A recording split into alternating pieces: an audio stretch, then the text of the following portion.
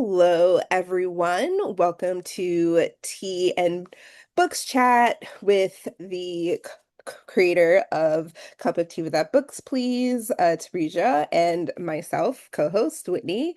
You are in for a wonderful conversation with author and creator Shazleen Khan, author of BUUZA. Make sure you put two exclamation points um, by by that title. It is on Webtoons, but the first volume is ready to be purchased or checked out wherever it is you get your books. Um, you are in for a sweet treat. We are going to be, as we normally do, lob questions back and forth, and talk about this amazing book that we hope by the end of this conversation you will want to check out and read. Mm. But before we get started, as always, if you are interested in our other podcasts, which is Fake Book Club, feel free to listen in on that. We, Tarisha and myself, with a few of our other friends, talk about books, music, pop culture. My favorite, as always, K-pop. Their favorite is soccer right now, or football with the World Cup. Um, and obviously the power of friendship. So, and you can listen to Fake Book Club podcasts wherever it is you get your podcasts. So that's Spotify, YouTube, and Pandora. Thanks to my mom who still rocks with Pandora. Um, Again, you're in for a wonderful treat, and I will toss it to Tabrija to introduce our author.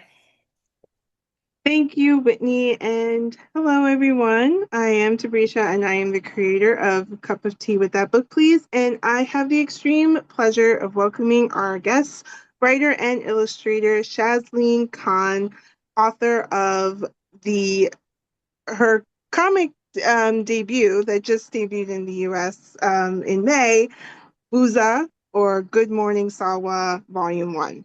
So, Shazleen, thank you so much for joining us this afternoon for both of us, both of our time zones.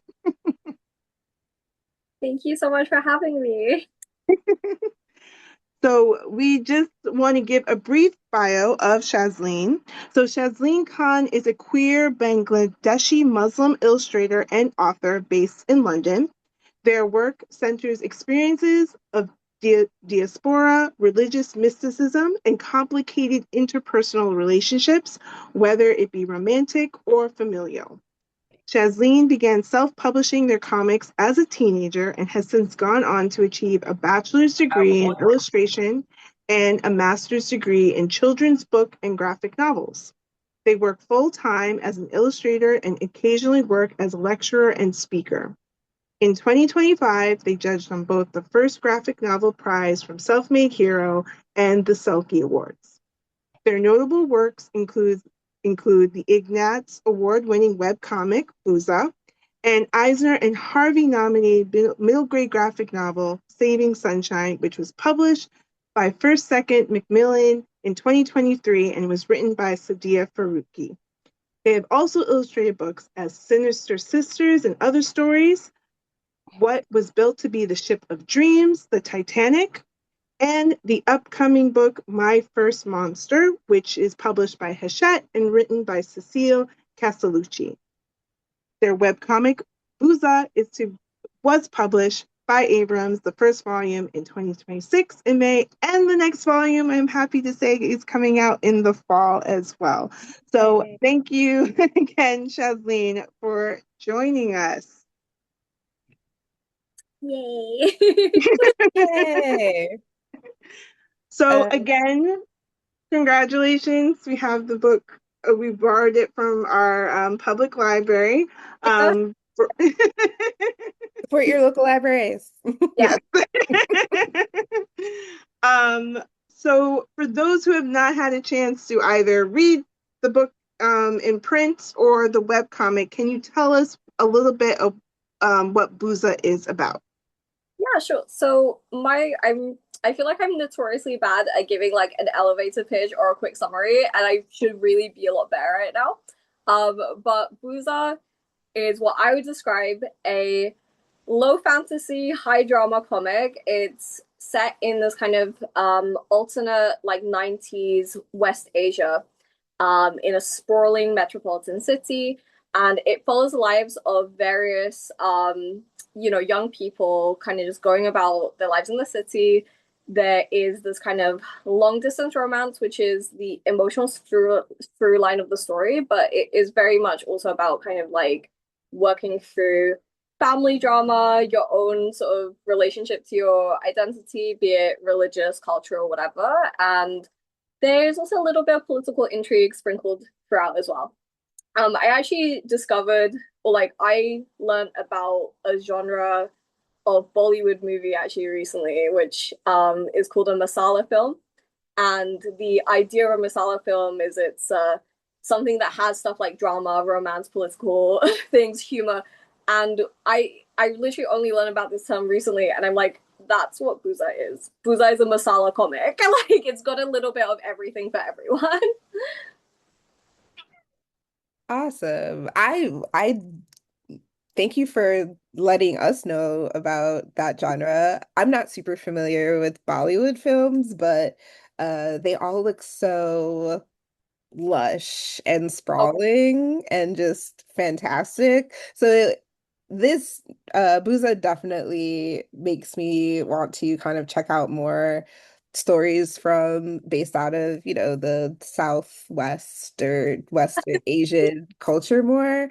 I mean, I've seen like the some of the movies that make it over here, but definitely want to check it out some more, especially if it's queer forward. But I feel that's one place where Bollywood does kind of fall flat, but I do have some really cute movie recommendations. So maybe afterwards I will tell you like what yes, are my like top three that you should watch.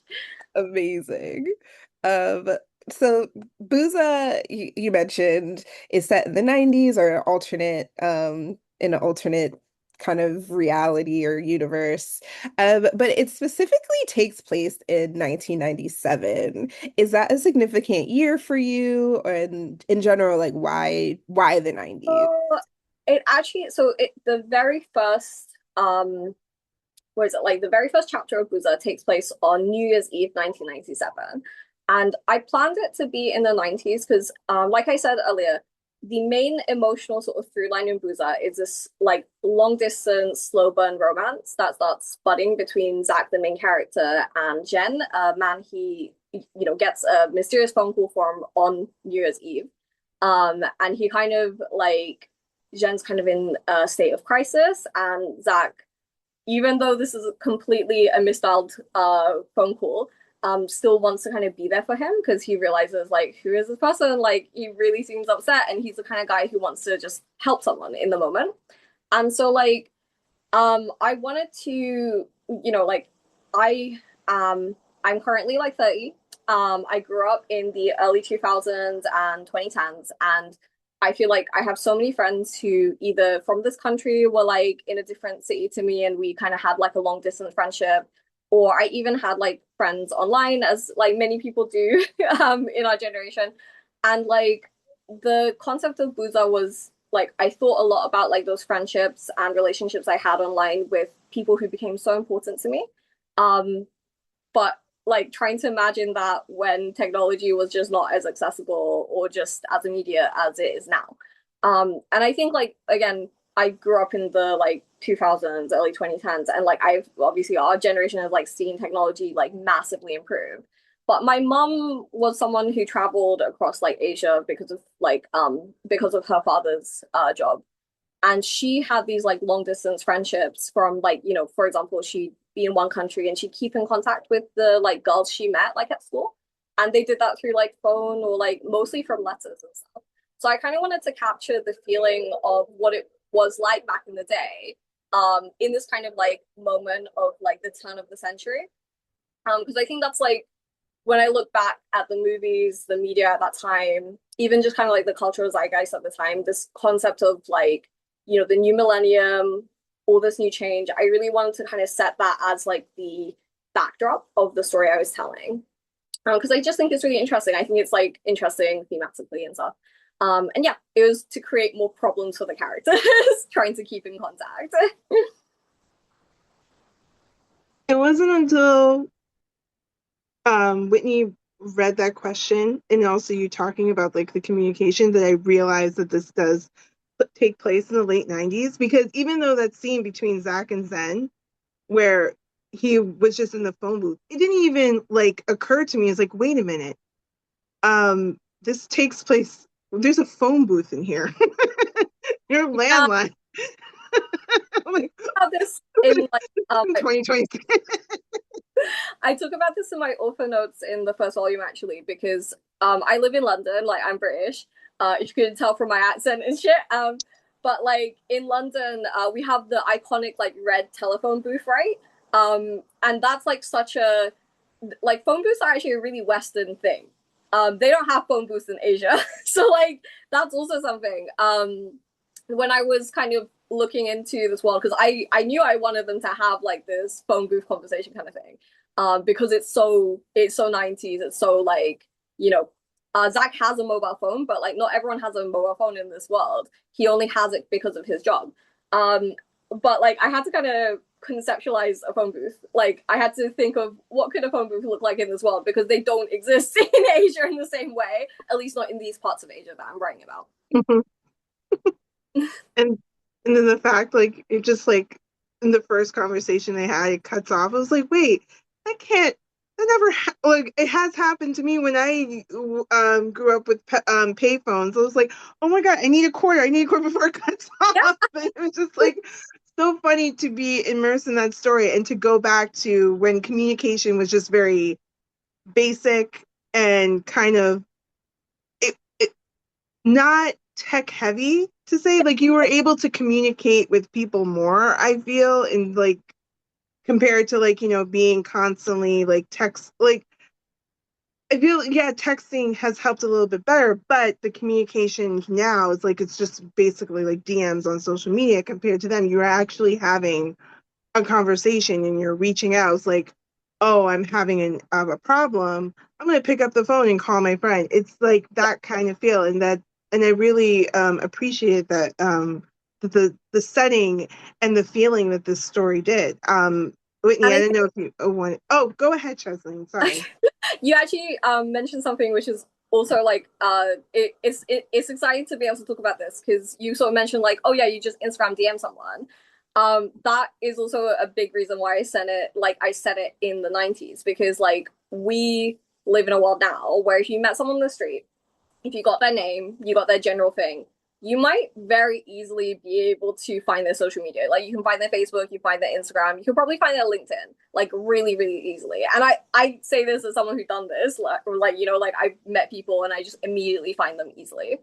And like that's a key motivator for a bunch of the characters in the story that like not everyone knows everyone else's business. Like there's multiple characters who have and we're this is kind of something that's actually in the later books, which online readers who've read the webtoon will know about these spoilers, but for book readers I will not spoil it in this podcast.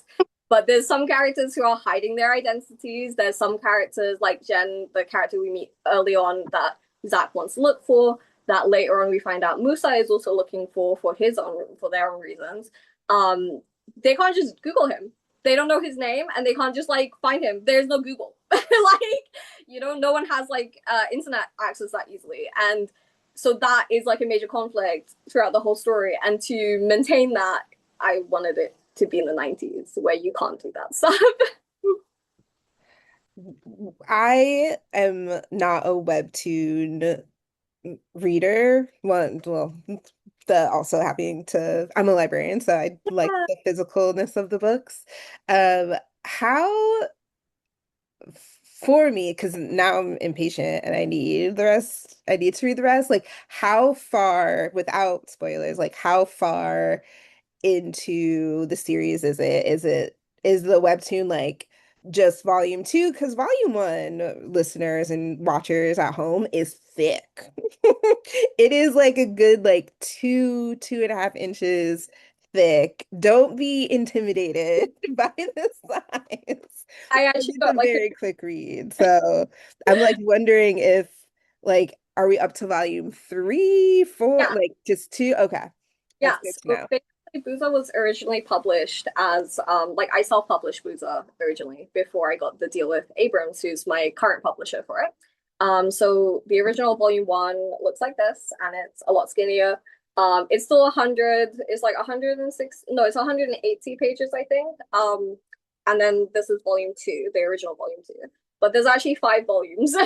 So imagine roughly five books this size. Volume three and four are actually a lot thicker as well. I think volume four was about 240 pages by itself. So it, or actually 250 pages by itself. So they're all quite like they get a little bit bigger. But yeah, so we actually have I counted it at some point, there's over like 900 pages of BUUZA to enjoy. And we split that in this new publication into three graphic novels, which should all be roughly the same size as this one. So that's literally there's, two more of these coming. We know that number two, I like Teresa said earlier, it's going to come out in the fall. I'm not 100% sure when volume three is coming out. I'm guessing it's going to come out in 2027, but they'll hopefully all be, in everyone's hands really quickly, thanks to Abrams. No, it's a fantastic book, and I don't want to say it's thick in a derogatory or No. like scaring people away. It's just it is a big, it's a beautifully sprawled book. The artwork is gorgeous. The ever like the uh I like Tabrija and I are very much like colors peep type people, but like the sepia tones of everything is perfect. So, and I'm sure it'll like differ as the story goes on, but it's just the artwork is perfect. It's a great story. It's even though it's a thick book, it's such a quick read. I think I finished it in like less than an hour. Wow, you're such a fast reader. That's Yeah. When it comes to stories I like really When like. it comes to comics, she's a fast reader. Yeah. Well, that too. It's comics. I could read one manga in like 30 minutes. But um yeah, chapter books are hard. Just but I can also read a book if a regular prose book, if the story captivates me, I can finish a book in a day. Books that are not necessarily my taste, it's going to take me a little bit longer, but I read this book in under an hour. So I couldn't put it down. I immediately need the rest of the volumes. I might actually invest in getting Webtoon for sure. Let's see.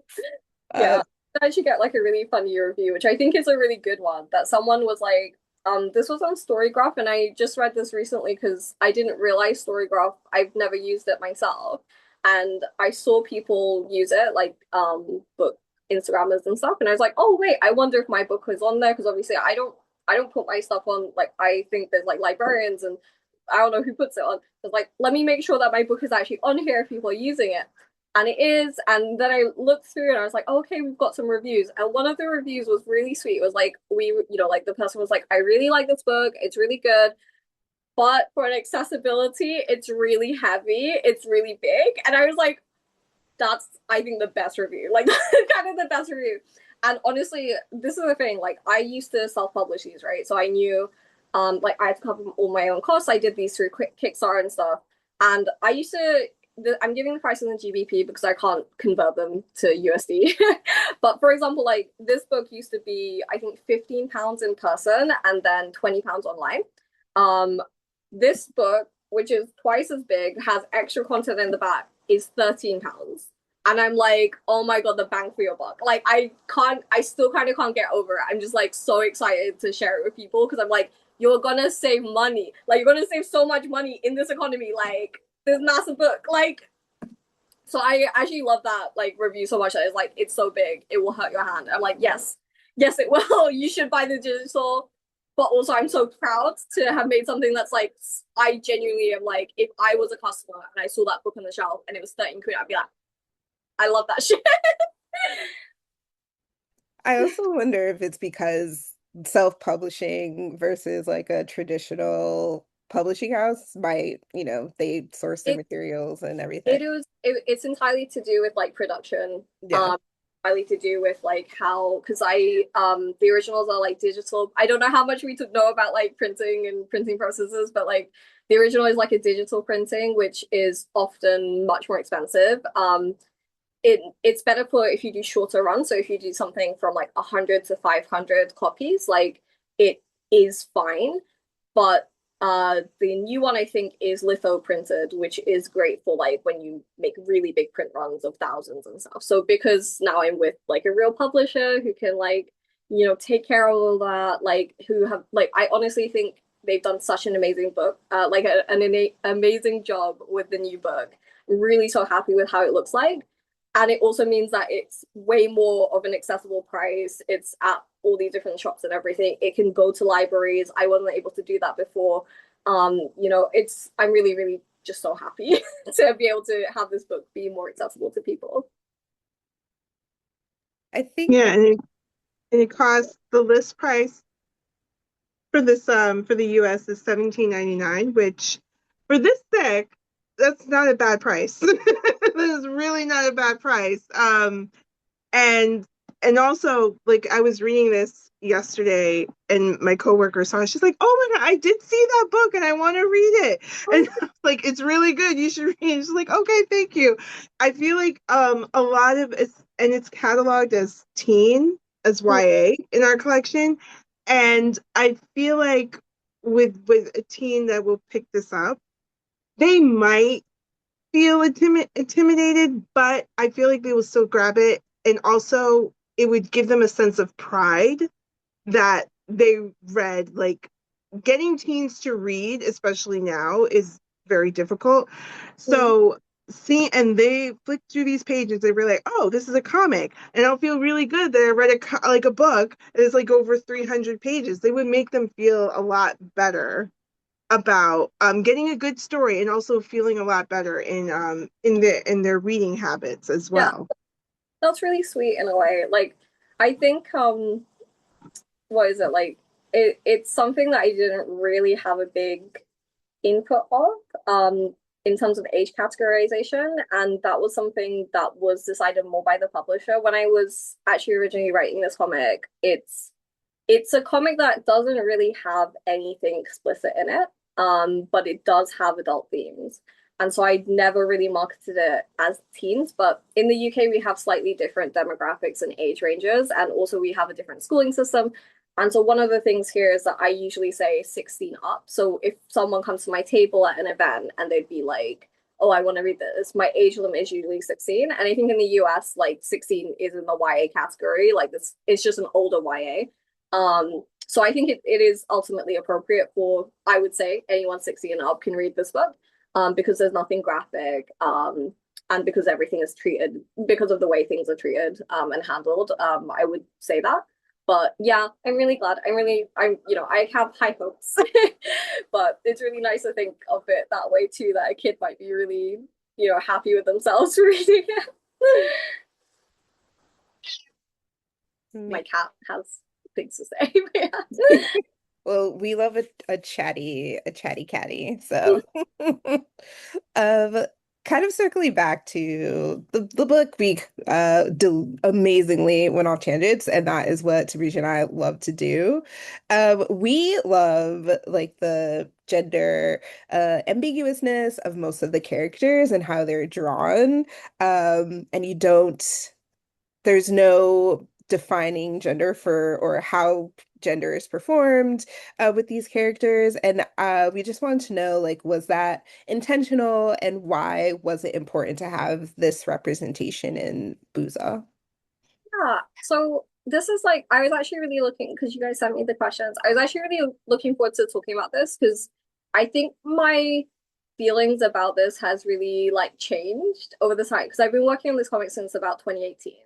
And I think that has been something I would argue is almost like contentious. Not in terms of like people have given me criticism, but more in terms of like it's it's made me realize more about how audiences respond to stuff. It's been kind of like a topic of a conversation in different panels I've had in a way that was really unexpected to me. So I think like my understanding of how audiences and readers interpret gender has also been shaped by me making this comic in a weird way. So I feel like I could chat about this for ages. When I was designing the characters, so I would say there's like six main characters, or like maybe like five, six main characters. So that would be like Zach, Sam, who are the two main for readers who are looking. There's like Zach, there's Sam, Musa, who is in the back here, and then Arya, and then there's Jen, who is the man on the other side of the phone for Zach. So it's this person who's in shadow here. And then Miriam, but Miriam doesn't often come up in these conversations. I consider her a main character, and she's my she's one of my favorites.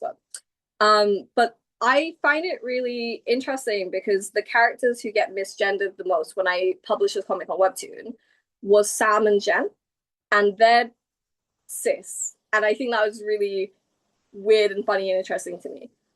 When I was designing the characters, generally, I did want Jen to be a bit more feminine, but I also think that like Jen is a Blasian character, so he's like half he's like from Western China, and then he's African. I think mostly his family's meant to be from Sudan, so he's like East African, Western China.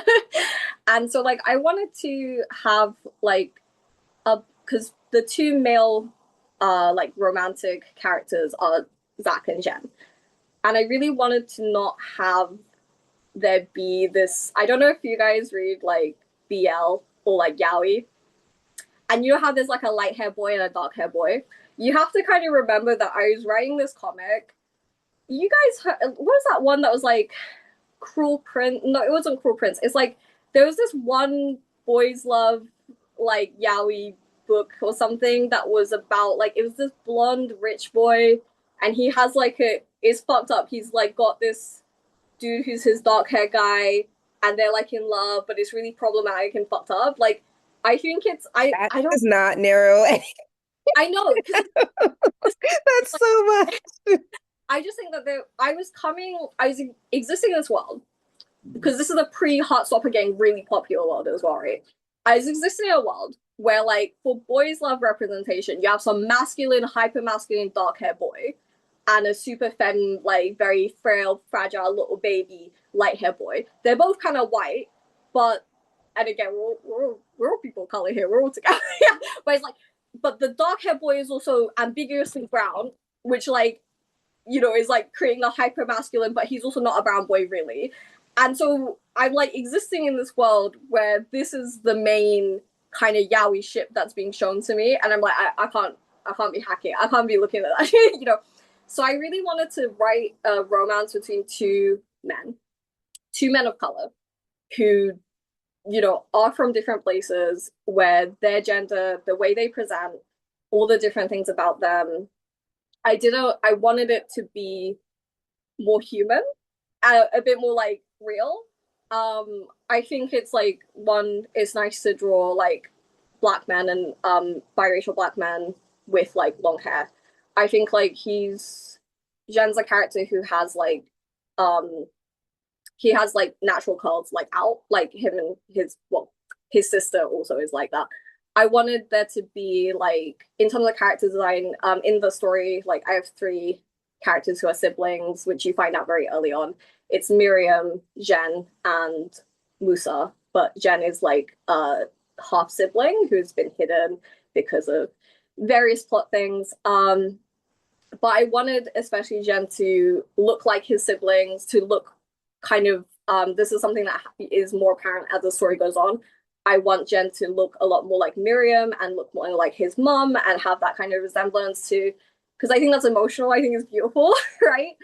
When you reconnect with family, you're like, oh my God, like, you know, I wanted to emphasize these kind of features in him. I also think that like for Zach is a trans man. I didn't want him to look like, I guess in a way, I have a lot of thoughts about Zach differently as well, but I wanted him to be like an emotional character. I wanted him to you know, be like quite fashionable, but also as a trans man dressing in a way that emphasizes kind of like I watch a lot of videos for like trans masks and butchers where like It's the way that you can design your clothes or like play with proportions in your outfits to emphasize, like, for example, your shoulders or like make your body proportions look a little bit different to help you feel better about yourself and about the body you're occupying currently. So like I did think a lot about all of the different characters, the way that they use clothes to express their identities, all that kind of stuff. But going back to kind of gender ambiguous characters, it just always makes me, it made me kind of laugh that Jen and Sam are the most misgendered because in my mind, the only thing that's feminine about Jen is that he has long hair. And the only thing masculine about Sam, I actually don't think she looks very masculine, but also I dress a lot like her. And I am trans mask. So but I think like I've kind of exposed myself to a lot of strange homophobic, not saying here, but I mean in comment sections, strange homophobia and strange butch phobia and like lesbophobia, where like I this is like a little shady, but I was in a panel quite a few years ago and I was asked like why like wow, it's so interesting you drew a woman with visible body hair and I'm like I'm Asian and I have visible body hair. Like we're hairy and I don't like shaving. And that's not crazy because I'm gay and like so all butchers like every butcher in the fucking world doesn't give a fuck. And so like I think it's the thing is like I drew these characters in a way where I wanted to draw humans. I wanted to draw people who exist in this world. And I say the same, I did a talk earlier this week, where I sort of talked about Musa as well as a character. He's my favorite. He's over here. And Musa also got misgendered quite a lot, even though again, I look at Musa and I don't understand. I'm like, I just drew a very fashionable young man. Like and he's very much based on like um a lot of like black men's fashion and also kind of like more high fashion. Like I looked at like a few different kinds of designers and also like people I knew in my real life, like who I'd met at uni and stuff like that. Like a lot of his clothes is just like men I see on the street, like men I see around me. But maybe in like, you know, I try and push him towards slightly like more jewel tone colors. Like he wears a lot of like gold and purple, again for thematic reasons and stuff. And I'm like, I wouldn't be shocked to see a man who looks like Moose on the street. I genuinely know someone who does dress quite similarly to him. And I would get comments being like, oh, this woman looks so amazing. I'm like, this woman? Like, this woman? And of course, again, women can look like this too, but it's in the text. Like, you know, he's referring to himself as a young man. He's referred to as a brother, like by his older sister. People say he, him. This is like also I kind of skipping ahead in your questions. Musa is a character I'm writing as non-binary who's like gonna come out slowly during the story. But like at the same time, he himself is at the stage in the story we start at. He is seeing himself as a man, and there's no question about that in his mind. And I just think it's really strange that you can see a character who ultimately mostly wears suits, mostly wears quite formal men's attire, has a little bit of purple and a little bit of pattern, and suddenly he's a woman. Like that's crazy. Like, it's kind of like wild. And wears earrings. It's like so strange to me. It's really weird. Sometimes I see like the way people interact with my characters are, and like in a way it's kind of taught me that it's like, oh okay, I guess I am too like I guess I'm too I got some like crazy third eye or some shit. Or like, I don't know, I'm giving people something they're not dealing with and I'm just sitting here trying to design some guys. Like, I don't know. I think that they're like the characters, how you drew them are to me, they're just have just like a androgynous look to them. More so and then when you read the character profiles in the back, like a lot of it makes sense. Yeah. Read the books. Every book. So it's just like, yeah, so it's just more so your art style has to me more like androgynous and not fitting into a box of like what masculinity or femininity is, and I I appreciated feel, that a I lot. feel what it is like I'm just really telling on myself as someone who, for the most of my life, I identified as bisexual. I think ultimately I am a lesbian, but I'm also like trans, right? So it's just like I think what it is that during making this comic, I just outed myself as a big old gay. Like I'm just showing my gay ass to everyone, and everyone's like, "I love your characters," because I can see it, I understand now. But I want you guys to understand that I've been in my little gay bubble, so deeply in my little gay ass bubble. And everyone's like, wow, Shazleen, you're doing this. I'm like, huh? You're setting trends and you don't even realize it. Also, like I just appreciate the representation as like a black non-binary queer person myself. So it's just like I feel seen in the pages and it's just nice to see other characters that look like me and talk to authors that have similar backgrounds I or feel like what it identities. So I feel like that's just really is, and it is like I just spent most of my existence trying. I didn't grow up with a lot of other queer people of color. I think like when I was making this comic, I say this constantly that like I made this comic to try and meet other queer people of color, just because I Mm, didn't have that as like my baseline friend group. But I think in doing that, I've just kind of surrounded myself more with more people like us. And then I'm just like, I don't get these people. I don't get these people who see this as different. I'm like, sorry, sorry, you know? But it's like I really appreciate. I'm glad you like asked the question because I do think it's like it's something I wouldn't talk about because I don't think about it, but it is a really good, important thing to talk about.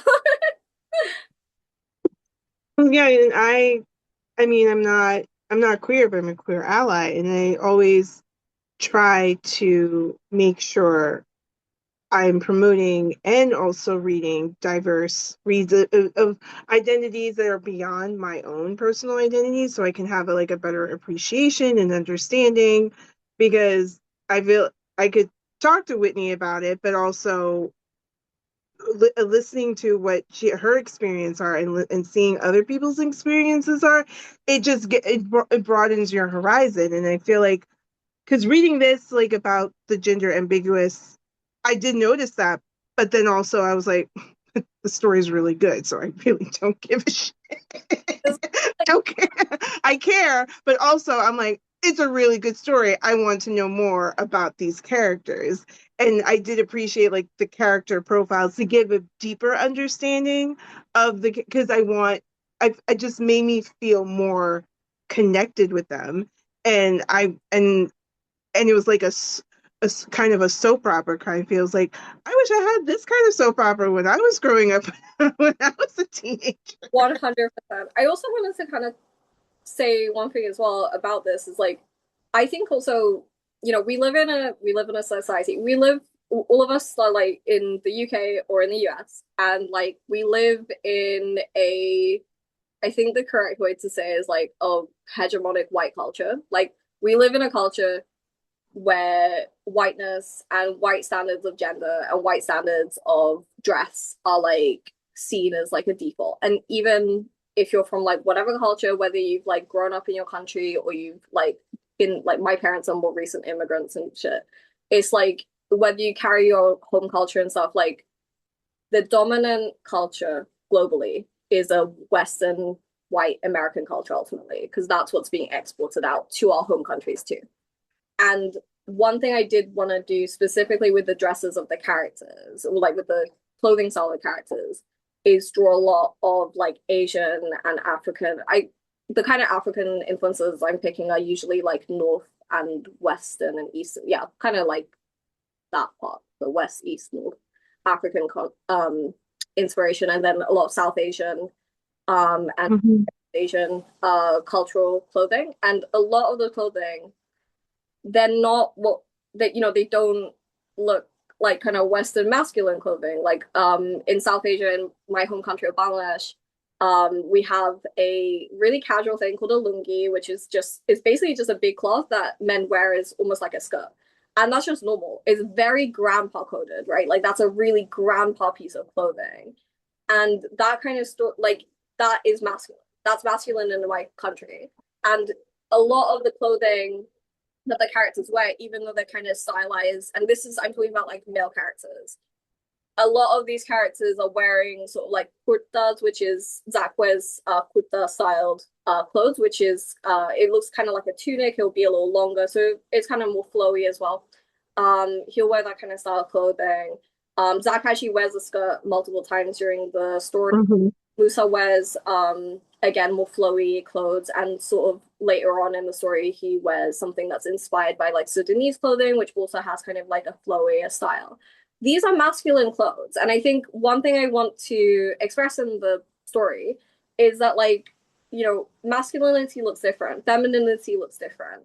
These things can exist, and they are not in the cultural context of this world, and also in countries outside of Western countries, these are not feminine clothes.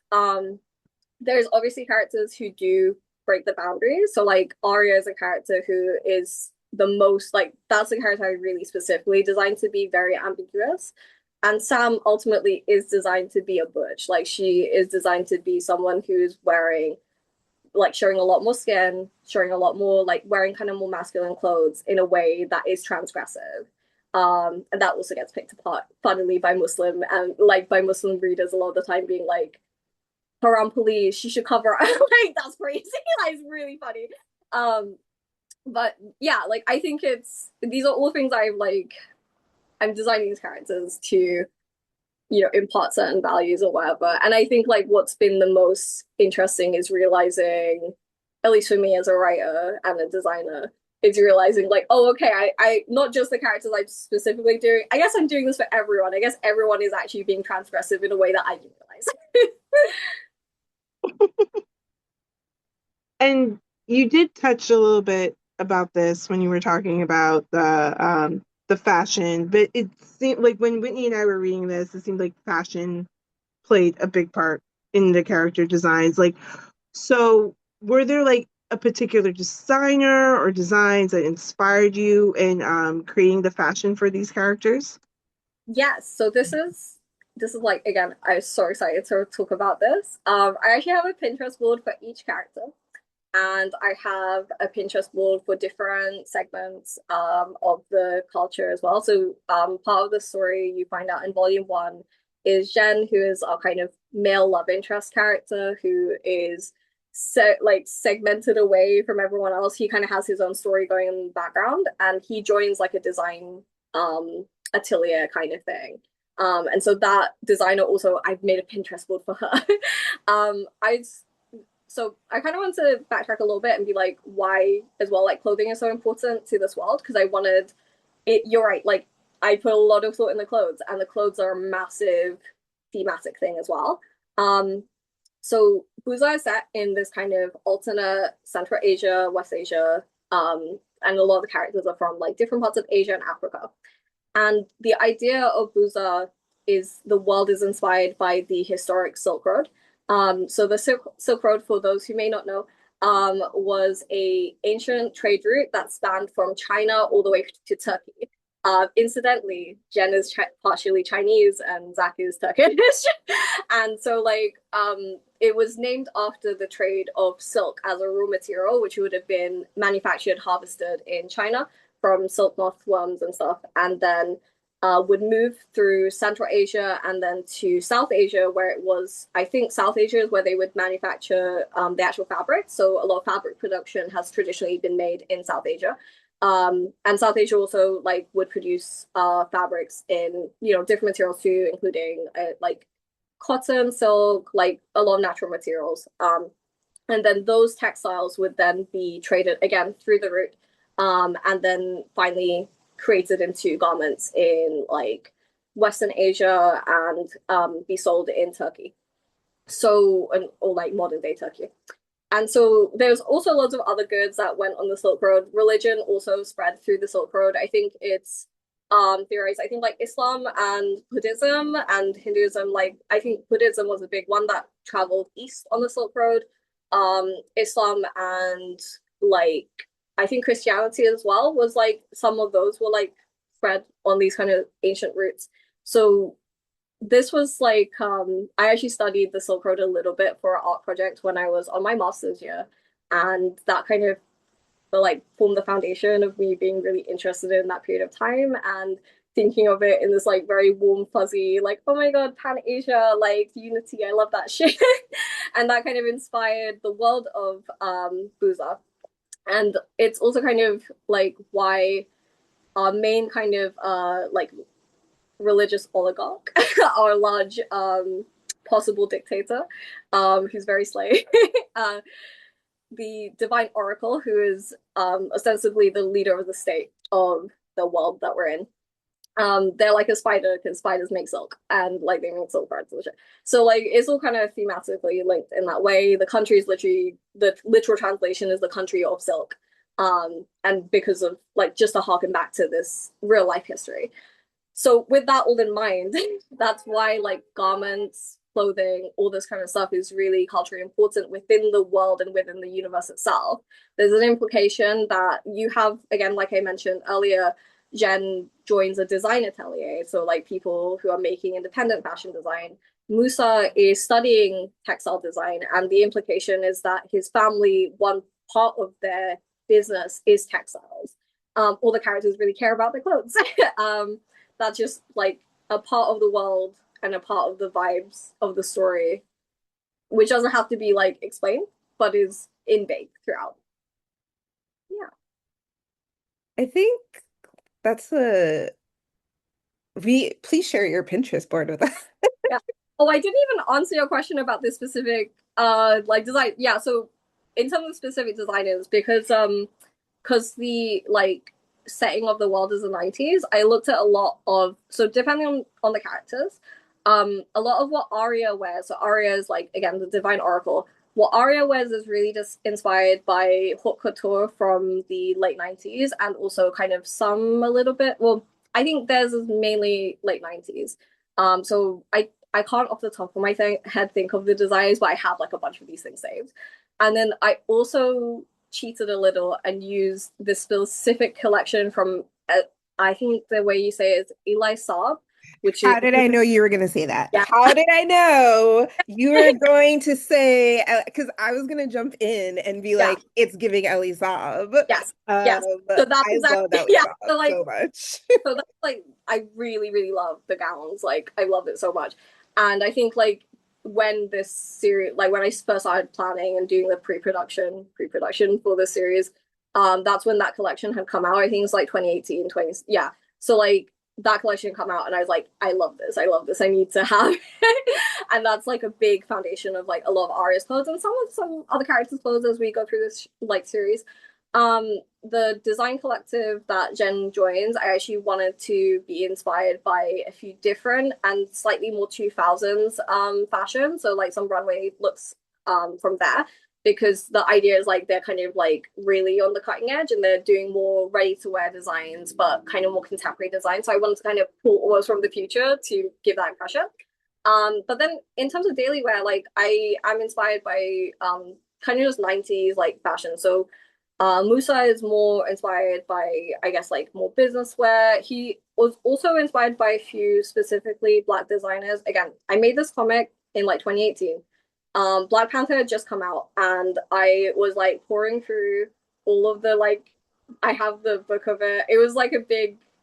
I wouldn't say it's like an inspiration in terms of the design, but it was an inspiration in terms of being like, oh my God, I could do something. I could actually like make something cool also that like borrows and like uplifts our like cultures and shit. So I was like, I think there's I think I looked at one of the designers who did more of the contemporary clothes and clothing and costume designs for that movie.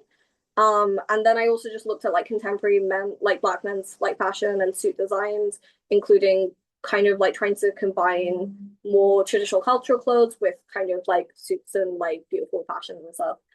So that's more because he's meant to look a little bit like polished, like he's meant to look like nice a lot of the time. Zach is more based on kind of grunge, so like the 90s grunge aesthetic. That's entirely because I'm biased and because I love that shit. So like, you know, he's wearing like denim, he's wearing his main jacket is like a little denim, like lined jacket. Um, Sam is also kind of based on that. So she's kind of an in-between of like sportswear and then grungy clothes as well.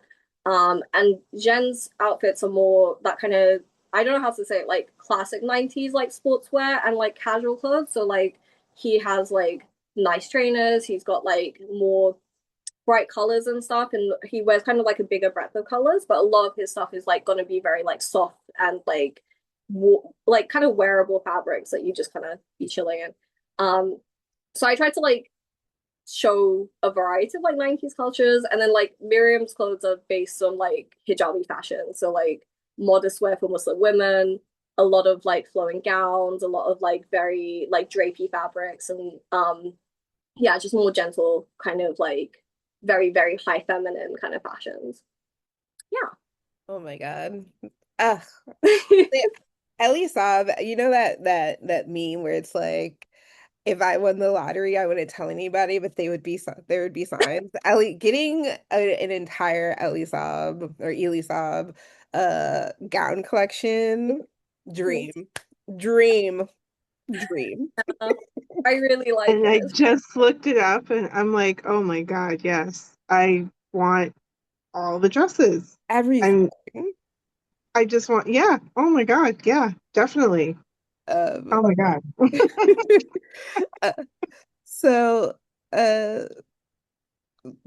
turning back to the story, you kind of hinted at this during the fashion conversation, but I'm speaking to you as the author, but also people who are listening, who will listen or watch in the future. I have not read the webcomic. I just read the first volume of the Abrams, so forgive me if this has been answered. Do not come for me, fans of the series, but part of the world of Dalai Al-Harir.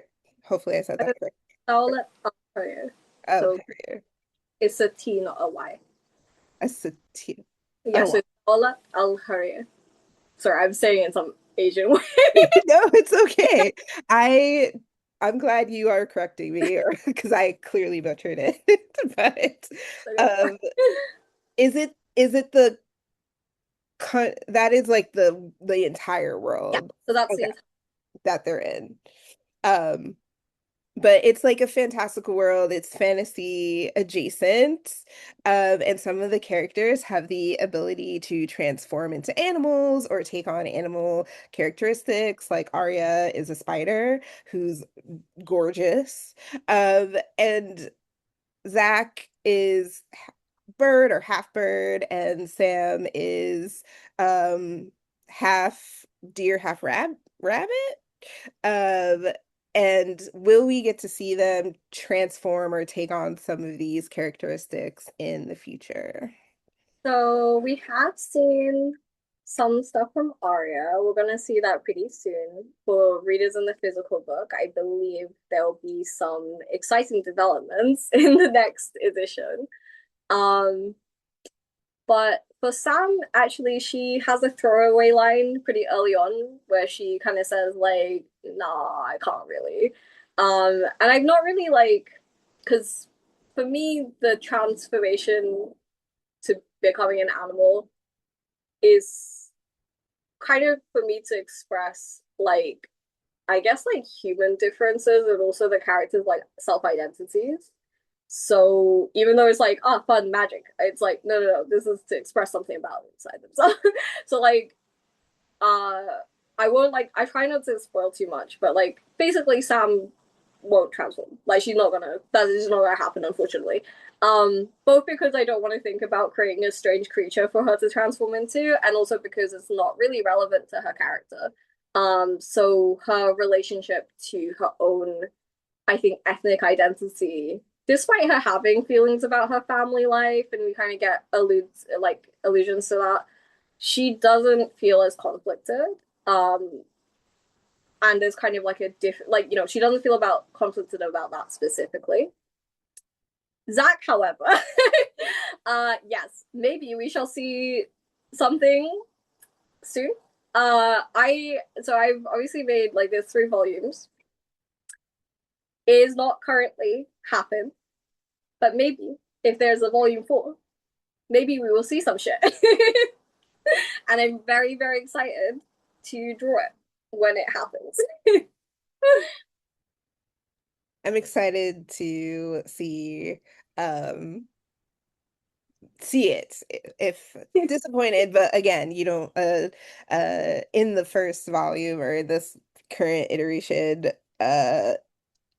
Zach makes a joke like, "Do you turn into this jackalope?" And I was just like, that would actually kind of be scary, but maybe. But I'm also thinking like Beastars in my head, and I like the theme of uh them being biracial Yeah, or yeah, biracial in like different senses of the yeah, word. Like yeah. Jen is obviously like half Chinese, half African, but then you have Sam who is like half rabbit, half deer. So I like there's different ways to be biracial or two different things at the same time Yeah. within this story. I don't know, would it be bispecial? Like I think species? it's just inter-ethnic. So I guess in this world, like there's two layers of ethnicities you can be. So like, yeah. Because Sam is technically inter-ethnic. She's partially Kazakh and partially Mongolian. So technically two two countries next to each other. um I don't know how because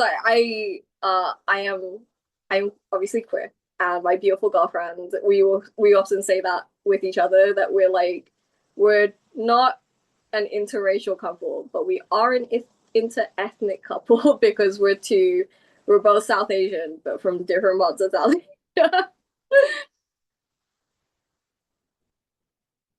I'm gonna toss it over to Jabrisha. We're gonna play. We have like Oh, but maybe. wait, there's one more Oh, you question have with one the more question? animal All thing. right. Like, what if you were able to choose to turn into an animal?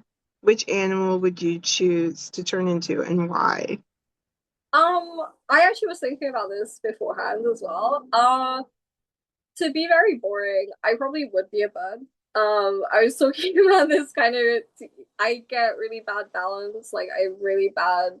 I have bad eyesight, and I have not so good balance. When I'm looking down, but I don't really mind being high up, and I like the. I love birds. I think birds are really cute. I love their little feathers. I love their little beaks. I love their stupid little eyes, and so. I would really like to be a bird, but because I feel nothing but like a great deal of affection for them, and maybe it would be cool to kind of float and it would be convenient to travel wherever you want. Yeah, you would like to be a bird. That's true. I didn't even think about it. Like, you can fly anywhere. You can save so much on train, bus, and airfare. You can just fly to any place you want to go to. Because I was thinking, oh, maybe a lion or something for myself because I'd be ferocious, but then also lazy when I want to because most cats are just like lazy. And just very little and gorgeous, like sitting there being like, no one should Yeah, bother. and lions do that too. They just like lay there and just stare at you intently. They're very cute. I also Yeah. have affection for all cats, so that would be my good second option. What about you, Whitney? What would you choose? I think for the same reason Shazleen would be a bird, I would be a fish because at some point it's a bird has to cross the ocean. And there's nowhere for them to like they're gonna get tired. A fish, I could, go in the ocean, hopefully avoid any predators. That is like the caveat, right? Depending on the type of fish I would be, it's just I could just swim across the ocean and then like just walk up on land somewhere. It'll probably take about the same amount of time to fly. Oh, so you could like turn from human to animal. Yeah, Yeah, that's pretty good actually. But I feel like then you would be a shark then. I could be a shark. Well, like a sea, because sea turtles also travel, right? They're not a fish, but they can exist on land by themselves, True. and they live a really. They do live a long time. So yeah, I would definitely be some type of wa water-based mammal, and then that way I could just swim to whichever continent I want to be on and then avoid customs and having to bring my passport. Or maybe I would still bring it, but you know what I mean. In we're talking about freedom of movement. I wonder if this will be a theme later. It definitely will. Always giving ideas to writers. No, like genuinely, that's part of the themes that I planned. This is a big reason why I'm very excited to continue the comic. I've had to take a break. But I've taken a break just before like I'm getting really into it, like into the I guess like the run up to the climax and like yeah, this kind of thing I was talking about, like freedom of movement is like a big theme in Zach's character. So I'm like very excited to write that like very soon. Okay, so yes, we do have a little game, and we do it with all of our guests, and we'll do it really quickly because we're almost out of time. But so it's a this or that, and it's like a bookish edition. So you just choose which one that you have a preference for. So the first one we're going to go up is paperback versus hardback. Oh, paperback. I hate hardback books. They're hard to carry around. They may bag heavy. I get that. My hands on I don't have space. Like Okay, read one book at a time or multiple books at a time. unfortunately, I feel like that's not a choice. It is just read multiple books at a time.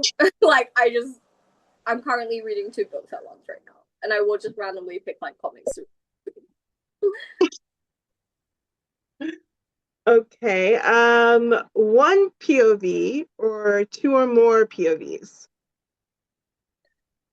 I like 2 or more POVs. I think that also you can tell that from my writing because it's like a million POV.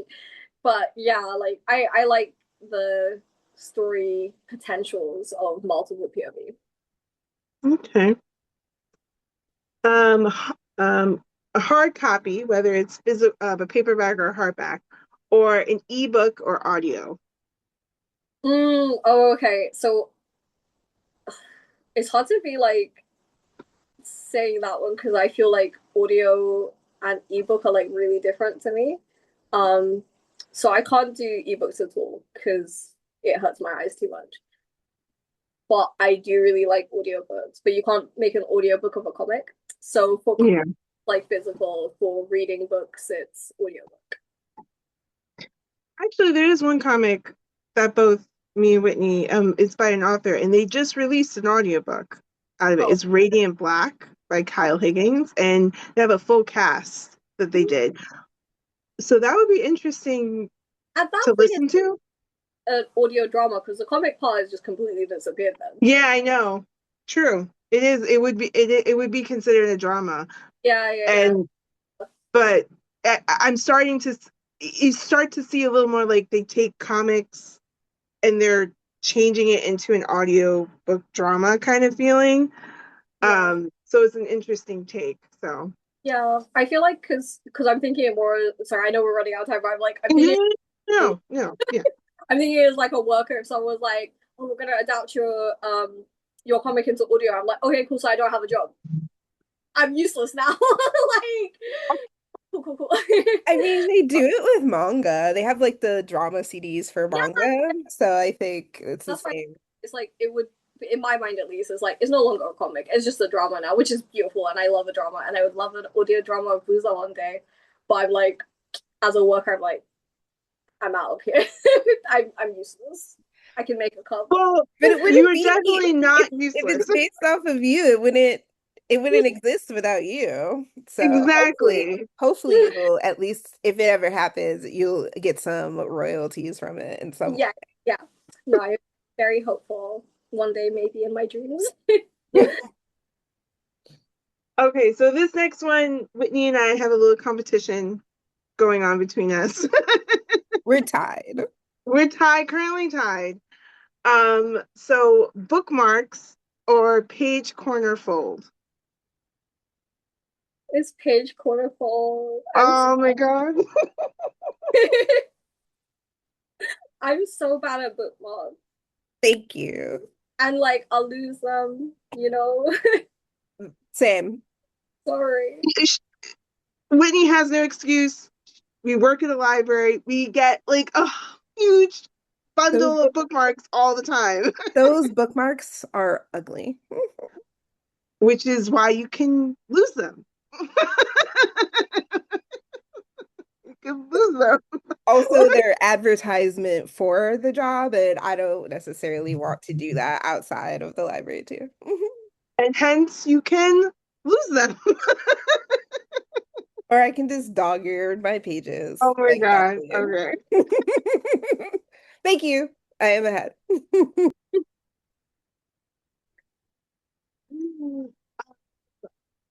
Ends to lovers or enemies to lovers? Oh, I don't know. I feel like I think I'm probably friends to lovers. I think it's because there's just never. I'm not. I wouldn't say I'm widely read, but I don't think I've read an enemies to lovers that I really care about. Like, I don't know. I'm sorry. No, that's perfectly okay because Yeah. sometimes enemies to lovers is really rivals to lovers or bully, like the bully Yeah, I person. think that's it as well. It's like I don't really like bullies to lovers. I'm just like I hate that shit. Enemies to lovers again. Like I just have yet to read one that I genuinely find compelling. And rivals to lovers, I'm like to be a rival, you gotta be a mate. Like you gotta be a friend anyway. That's like Yeah. a buddy. Like Yeah.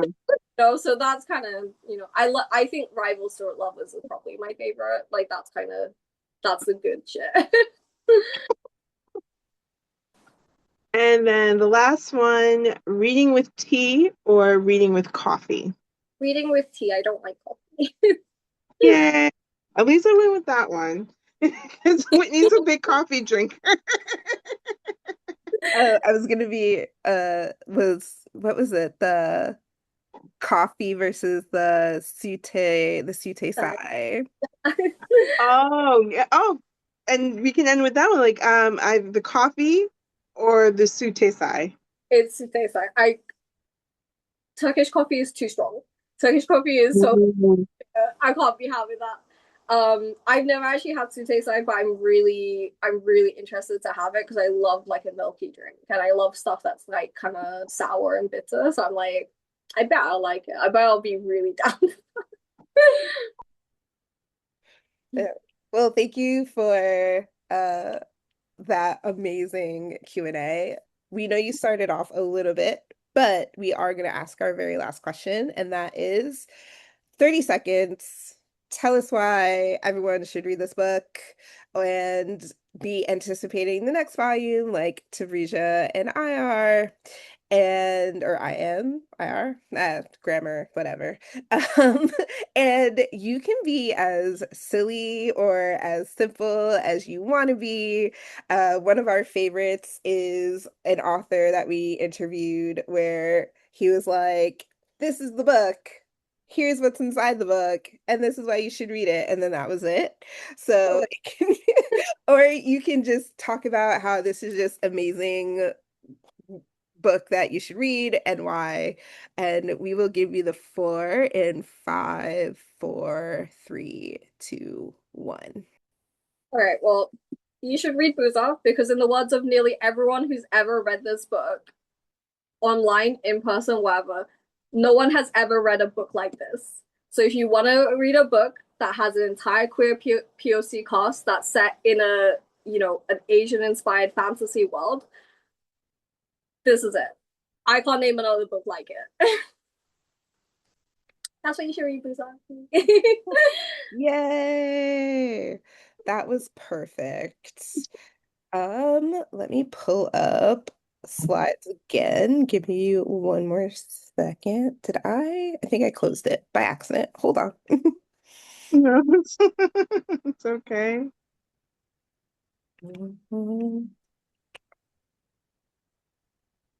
Because of course, always the funny one. Okay.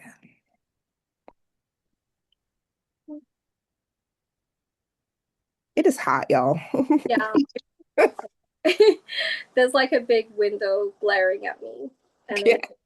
it's I have the AC on. It does not feel like it is fully on.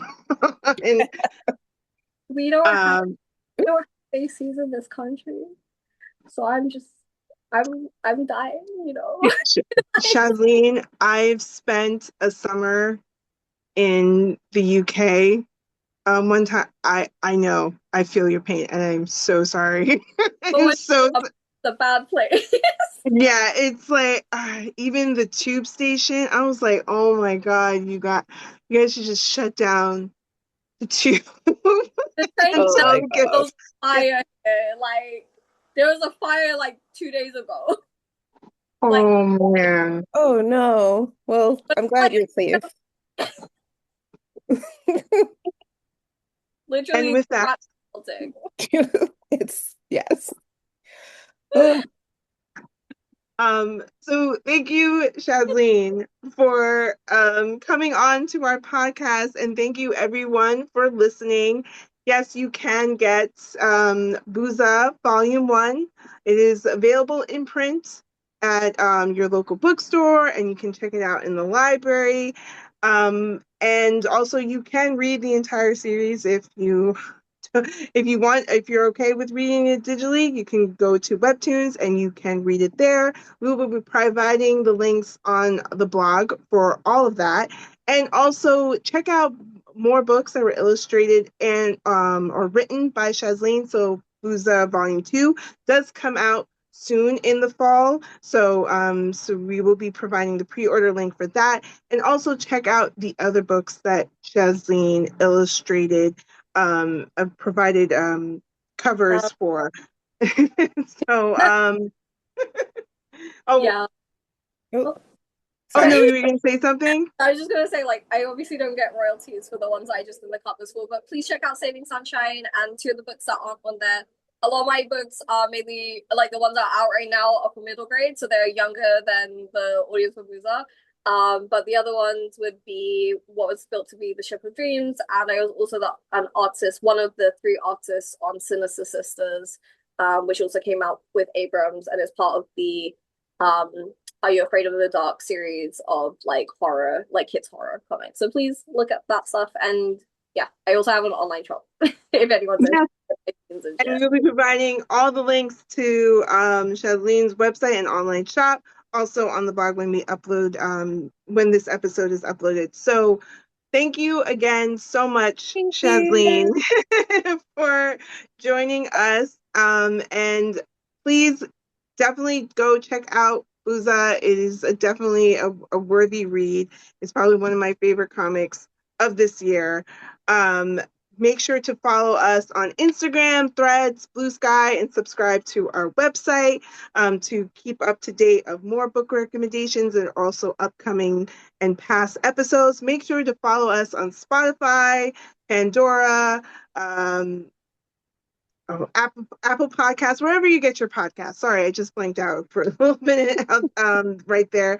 But thank you again, Shazleen. Thank Thank you, you so much. everyone. And we hope you enjoy the rest of your day. Take care, everyone. Take care. Thank you. Thanks for having me.